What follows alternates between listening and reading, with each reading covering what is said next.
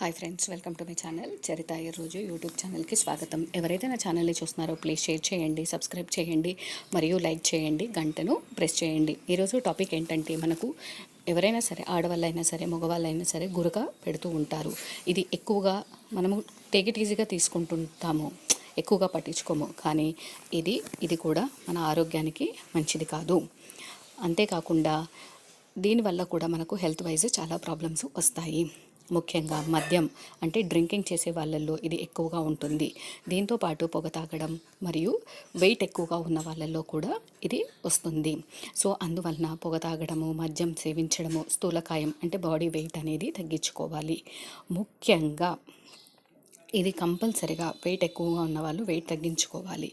దీన్ని గురక ఇది సింపులే కదా అని మనము టేక్ ఇట్ ఈజీగా తీసుకోవద్దు.